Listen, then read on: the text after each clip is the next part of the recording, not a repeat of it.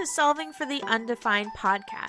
I'm your host, Johanna, founder of Miss Kuiper's Classroom, the place that equips teachers in creating a healthy math classroom where students can thrive, no matter their academic abilities.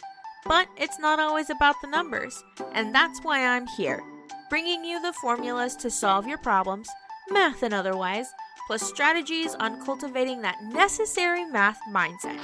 And that's what you can count on. Hello, welcome to a brand new episode. I'm excited to be officially back on the new episode every week train. Woohoo! I hope you're as excited about it as I am, but I understand if you're not. Sort of. Anyway, to start us off, let's go through some announcements. So this week, Tuesday and Wednesday, August 31st, September 1st, is the back to school bonus sale on Teachers Pay Teachers. My store, along with a bunch of other teachers, have their store set to 20% off. That's a pretty great deal. Plus, at checkout, if you use the code BTSBonus21, you can score up to additional 5% off your purchase. So instead of 20%, you'd be getting 25% off. So this would be a great time to snag some bundles. Bundles are a package deal that sellers will put together that have group similar resources together. So for example, my geometric transformations bundle. There's 9 different transformation activities in there, and I've bundled them together so that you can just one-stop shop. Plus, the reason why it's so great to grab these during a sale is if you were to buy each of those 9 geometric transformation activities separately, it would cost you $32. But to save you some money and time finding them all, I bundled them together, which made it $24. That's about a 25% off discount. But then the TPT sale comes along, which means you can get an additional 25% off when you use the code to that already 25% discount. Now doing the math, because that's what us mathematicians do, that makes the bundle a whopping 48% off, allowing you to get $32 worth of classroom activities for $18. That's a pretty sweet deal. So make sure that you are checking out that sale on Tuesday, August 31st to help you prepare for your school year. All right, let's jump into today's episode. So because today is the 5th Monday of the month, today is the Q&A episode, and I have some great questions lined up for you. The first question I'm going to answer is this: how do you structure your teams, and what does each role entail? I love this question. First off, I've been using roles or jobs within my teams for the past couple of years, but this year I'm taking it up a notch and being more intentional with them. Previous years, I might have just said, hey, everyone choose a role and make sure you stick to it. Rather than this year, I'm going to be slightly more intentional, and I'll explain what I mean by that. And just full disclosure, the structure and the roles come from the curriculum that I use with my accelerated math class. So these did not come from my brain. I wish they had. That'd be a great sign, but they did not. Plus, I've also modified them a little bit to fit my students and what I need for my classroom. So just keep all of that in mind. Some philosophy behind why I use teams and roles or jobs within those teams is this. I want students to be actively participating in their learning. I want them to be active participants. And when students are working with a team, it creates a setting where students are expected to engage with others, with the problem, with the work, with me as the teacher. It just gives them more accountability to do so. And by giving students specific roles within that team, it gives them a sense of purpose and a clear way of how to participate in team conversations and how to work together. It also allows students to share the responsibility of keeping the team functioning and keeping on task. Now, typically I have 4 students per team, but that's mostly because there are 4 jobs that I assign each group. And some of them can be doubled up if you're working with a group of 2 or 3. I know for one of my classes this year, I have many groups of 3 because I only have 14 students in that class, and I wanted to make more groups rather than less groups. So the jobs that we have are task manager, facilitator, resource manager, and reporter recorder. That's one job. There's like reporter/recorder. And this year, to help my students with these roles and keep them accountable, I created name tags. So each name tag has their title, what's expected of them, and some sentences or questions that they can use in their team that pertains to what their job is. In the past, I just had posters on my wall. I still have them for this year, but I think having them also as name tags where they can, when they look at one of their teammates, they see their job, they can kind of keep them accountable as well as have their team keep them accountable for what their job is supposed to be. Oh, another thing is each job has a color. So task manager is red, facilitator is yellow, resource manager is green, and reporter recorder is blue. And the reason why this is just to help visually for students to see what or who is going to be doing the job. When I use my to-do list slides for my students, I can highlight the text to show who is doing the job. So for example, reporter recorder is in charge of making sure their team is ready for a presentation. So over where it says that on my to-do list, I will highlight that blue so that they know visually like, oh, hey, that's me. I need to be making sure I'm doing that for my team. It's pretty snazzy. So I'll share with you what each team role does and what you would find on the name tag. So job number 1 is the task manager. The color for this job is red. The task manager is the one who keeps the team focused on the task, hence task manager. They work to keep the team on task and on topic, as well as, my favorite part, stop conversations outside the group. I added this piece in because one year I had a group of students, like a full class of students, who were really, really good friends. And while that is awesome, it made for a lot of classroom management challenges because all they wanted to do was talk with each other and like hang out, get to know each other.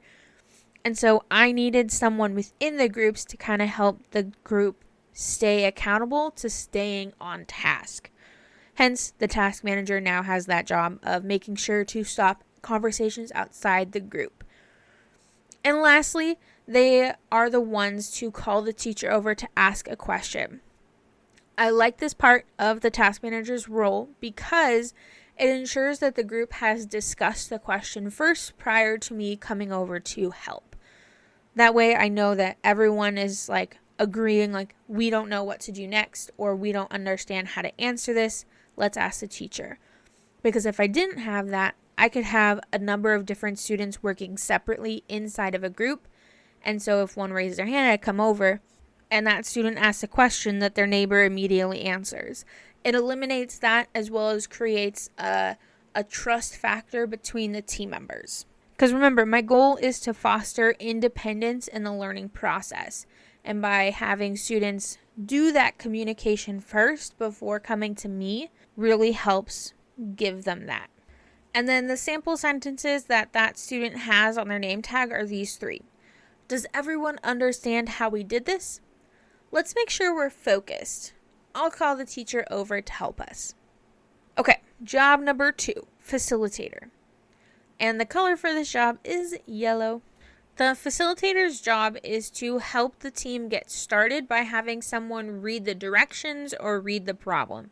This doesn't necessarily mean they are the one to read it, but they are facilitating, hence facilitator, getting it read, if that makes sense. So they can say, so-and-so, read this problem for us, or who would like to read it for the group. By making sure the problem is read together, it can help the team be on the same playing field when the facilitator, their next job, is to make sure that the team members understand the task and know how to get started. And then with that, before the team moves on to the next problem, the facilitator makes sure that each team member can explain how they got the answer and what the answer means in context of the problem. So that way, again, it's just like a full circle, making sure everyone understands what the problem is, and then in the end, how they got their answer and what the answer means in context to the problem. The last duty of the facilitator is to manage time. I keep a countdown timer on my to-do list slides to help teams stay accountable and to give the facilitator something to look at to help their team manage time. Now, I know some people have opinions about using a timer, like it causes anxiety or work avoidance, etc., and I understand that. And I don't use a timer as a gotcha for not finishing activity or not being able to keep up with the rest of the class. It's more so a motivational tool for those who need it, or as a reminder to keep students accountable for making sure they're continually working rather than getting off task. And that's something that I make sure my students know ahead of time before I just pop in one day and just use a timer. So we talk about why we use the timer, what it means, and how they can utilize it. And I always adjust the time as needed. So if I see that all of the groups are done, or if they're still working, I will change the time for that. It's not set in stone. Okay, that was my tangent. So going back to the facilitator. The sample sentences that you would see on the facilitator's name tag are, okay, blank, read the first problem for us. Does that make sense to everyone? So what is the problem about? So that's the facilitator. Moving on to job number 3, resource manager.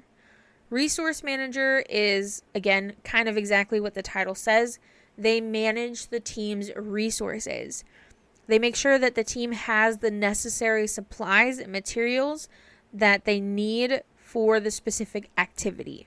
On the back end, they make sure the team has cleaned up and have organized all of their materials and gone back either in the supply bin that we have, their backpacks, the turn-in folder, wherever it needs to go. The resource manager makes sure that the team has done that.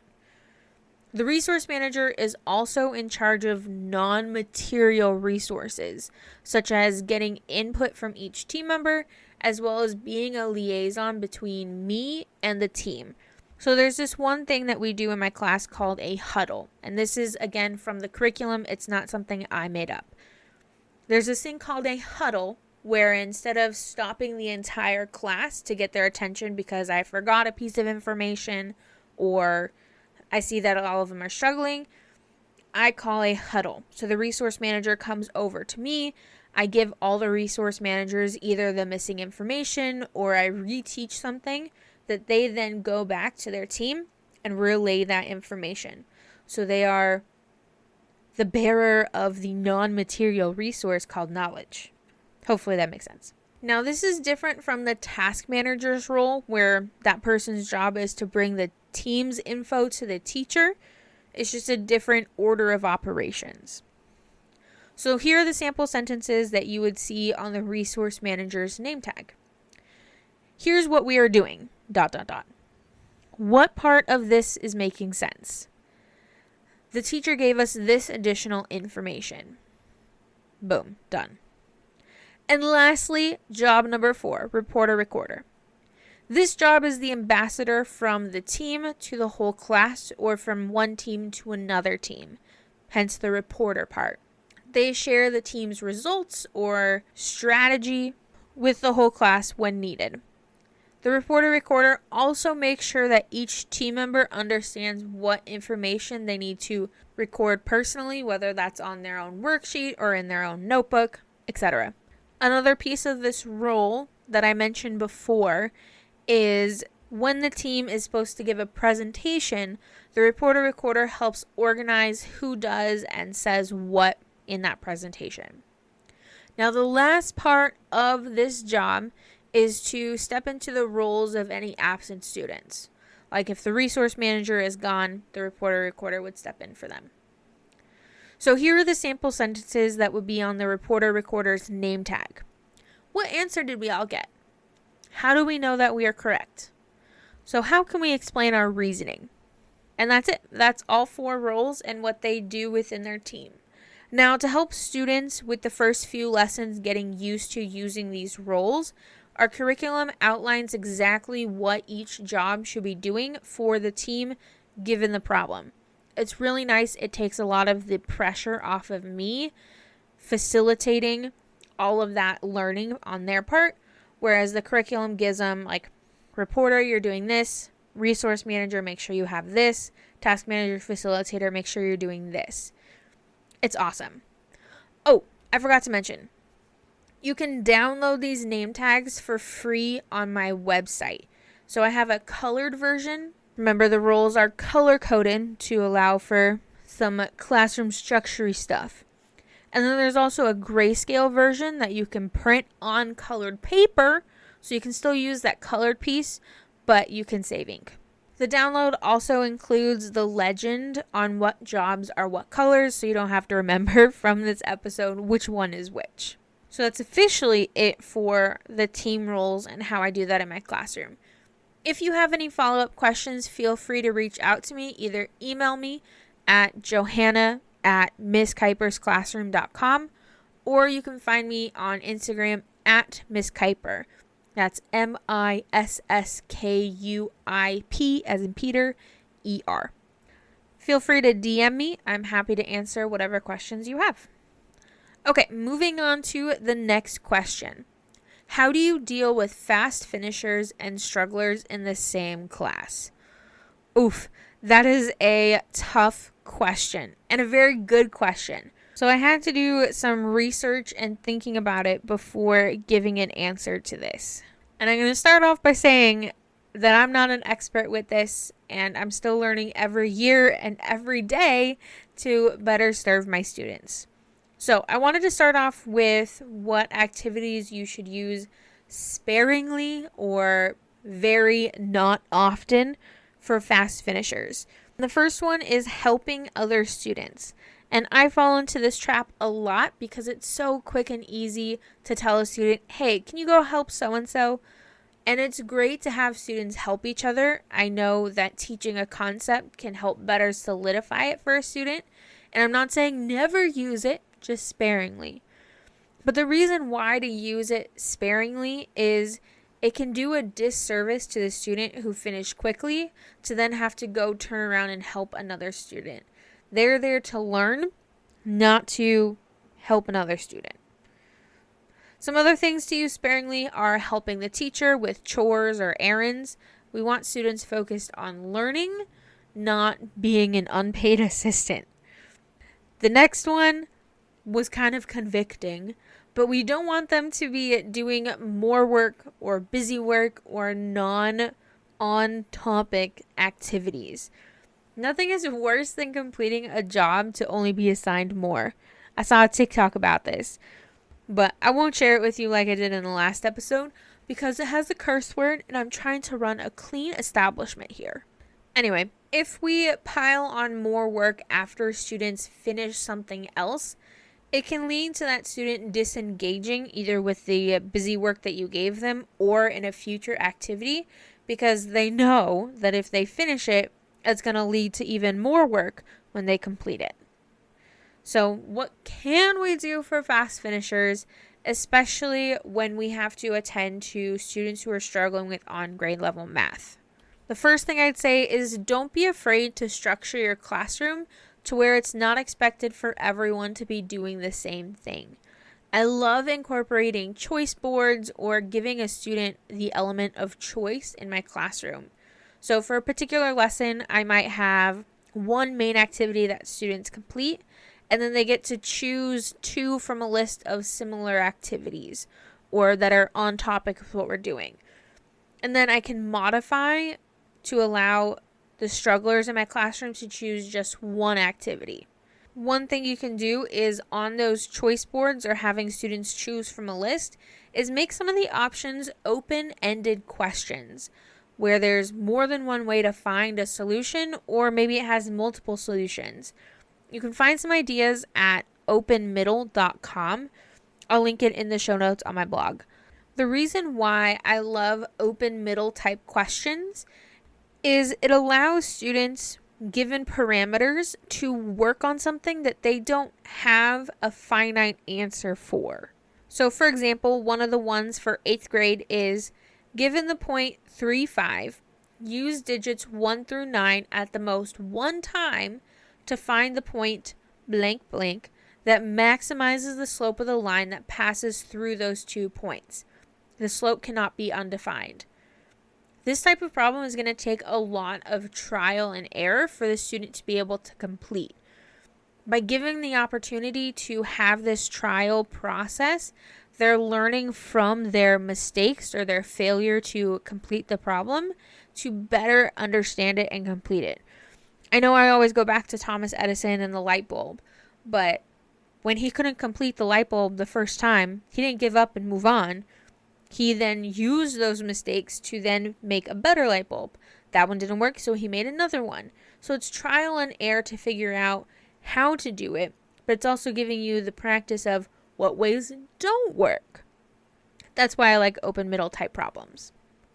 To build on that, I love this idea from Angela Watson of creating a quarterly fun packet that students work on if they finish early. So you can add those open middle questions to that, so you don't have to create something new every lesson.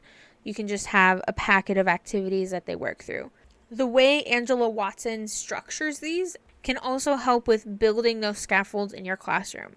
So what she does is creates 3 versions of the packet, so students are getting differentiated practice based on where they are on grade level. So below grade level, on grade level, and above grade level are the 3 different versions.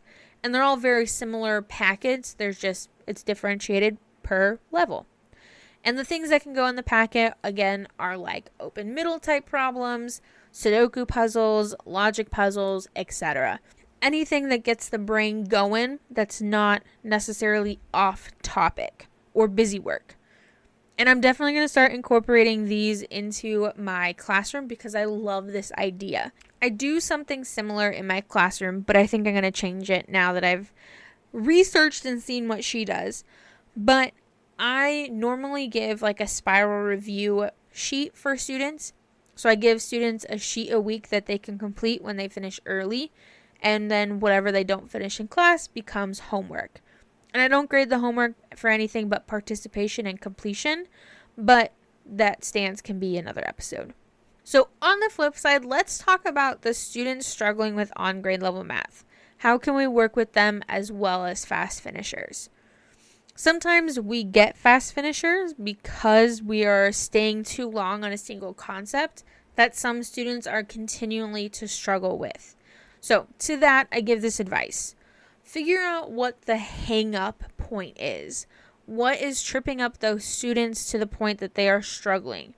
Is it the computational aspect? Is it the lack of foundational skills like inverse operations or graphing? Or is it a language barrier? Figure out what it is and start there. So here's an example that I had in my classroom. I had a group of students who were struggling graphing linear equations. They knew how to start with the y-intercept, but they were struggling with what to do next. They understood that slope was part of it, but they didn't understand how it related to them actually graphing it. So for those students, I created a guide to help them figure out what to do next. And if you were part of the Reignite the Math Classroom conference, you got this from me in the bundle of resources that we gave you. So on the guide, it walked them step by step from once they have that y-intercept, what to do next. And it gave 3 different examples. It gave an example with a fraction, a whole number, and then a negative value, and what the difference was between each of those. So now those students can have something tangible that they worked with to help guide them on their activity. And that's not a supplement everyone needed, but that group of students did. So creating this guide allowed my students to be able to complete the activity about maybe roughly the same time as the rest of the class. Maybe that didn't fully answer the question, but that's how I would kind of navigate a class where I have fast finishers as well as students who need that extra scaffolding. Again, if you have any follow-up questions or thoughts, feel free to either DM me on Instagram or send me an email. I'm happy to continue to be a thought partner with you as we both continue to wrestle what it means to work with both sides of the students. Okay, that's all I have for you for today's episode. It's my first ever Q&A episode. I hope you found it helpful, especially for those who asked the questions. So with that, I'll calculate later. Thank you so much for tuning into today's episode. To find all the links and resources to things talked about in this episode, head on over to MissKuipersClassroom.com and click on podcast.